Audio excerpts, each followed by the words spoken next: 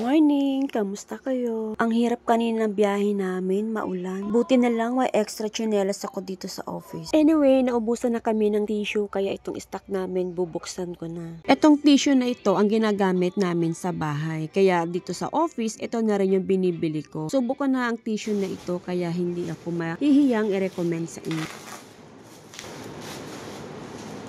Ma-stop na eh. Ito yung gusto kong tissue. Shoota.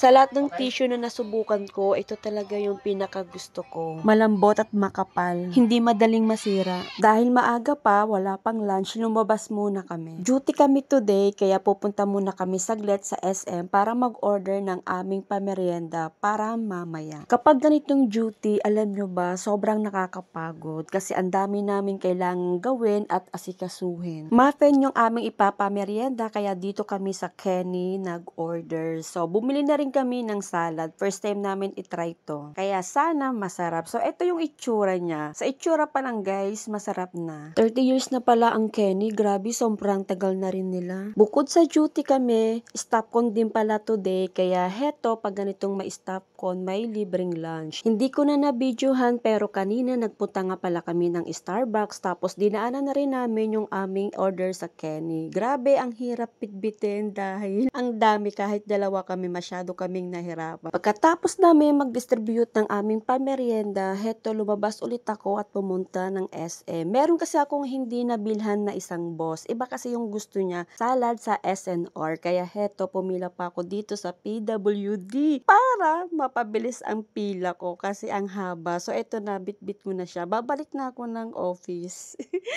Ganon ang ginagawa ko para mapabilis ako at makabalik agad sa office. Higit sa lahat para maka-discount. Meron kasi akong dalang ID. Past 5 na at ako na lang sa office dahil nag-uwian na sila. Kapag ganitong mag-isa na lang ako, sinisilip ko muna sa labas kung anong status. Then, isasara ko siya para save.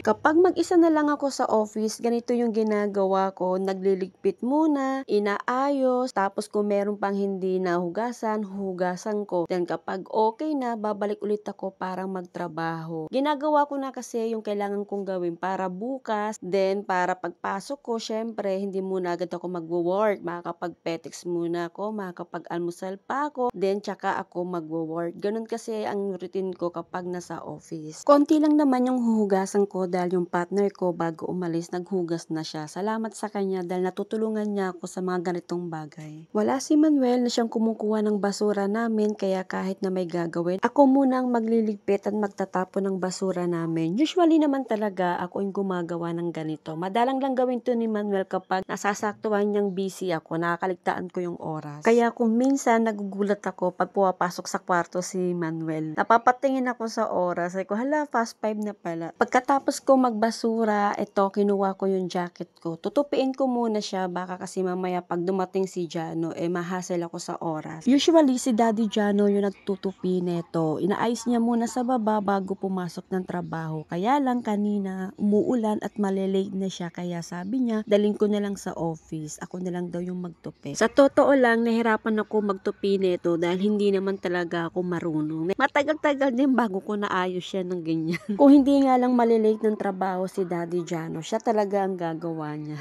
Alam kong maliit lang na bagay ito at kayang-kayang gawin, pero kasi sa part ko, mahirap yan para sa akin. Lalo na sanay ako na si Daddy talaga mostly ang gumagawa ng mga bagay-bagay. Kaya mamaya pag nakita niya to, sigurado ako magugulat yun na nagawa ko ng maayos kahit papano. Natapos ko na at nagawa ko na yung mga kailangan kong gawin, kaya heto ngayon palang magme-merienda.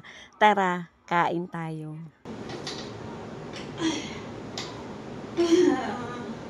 Ang sakit ng mga legs ko.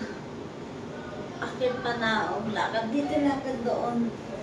Ang hirap pag duty. Alas ngayon lang ako mag-merienda kasi busy talaga pag duty.